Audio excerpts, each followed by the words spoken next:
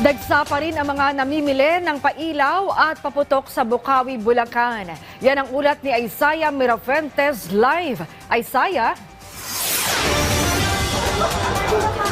Walang patid ang dating ng mga mamimili dito sa Bukawi, Bulacan at kahit nga ngayon gabi na, dagsa pa rin ang mga parokyano ng paputok at pailaw. Tradisyonal ang pamilya ni Mildred ang bumili ng paputok at pailaw tuwing sasapit ang bagong taon. Hindi nawawala sa kanilang listahan ang mga fireworks na sisindihan nila eksaktong alas 12 ng unang araw ng 2025. Nagbabudget talaga for lightning tsaka paingay din. Pero naman siya, hindi naman yung pang delikado, pang lang din naman. Pang entertainment pagka 12 a.m. na. 5,000 pesos daw ang kanilang budget para sa paputok at pailaw. Sa mga nadaanan kasi namin dun sa Caloocan is medyo may pricey talaga, may pat.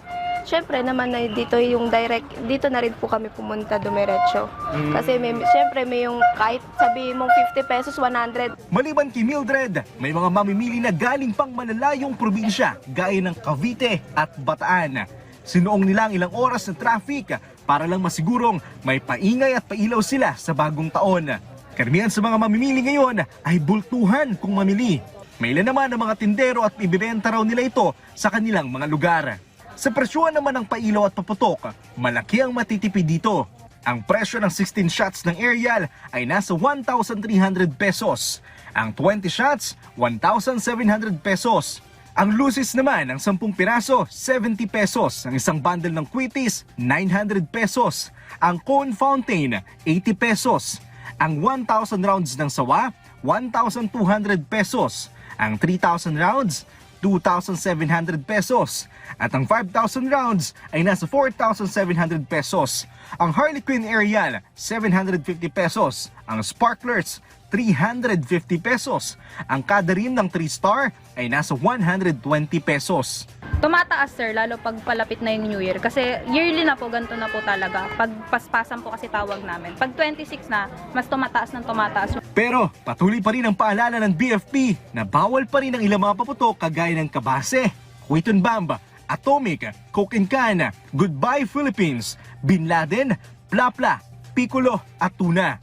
May mga bagong paputok pa na ipinagbabawal din at ipinangalan pa ito sa mga bagyo kagaya ng Christine, Karina, Ulysses, Yolanda at Pepito. Mahigpit pa rin ang pagbabawal ng paninigarilyo at ang pagtesting ng paputok dito sa Bukawi, Bulacan.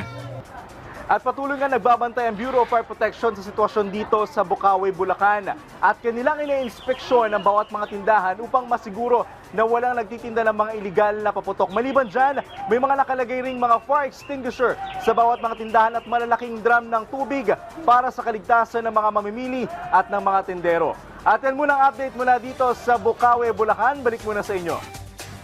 Maraming salamat sa iyo, Isaiah Mirafuentes.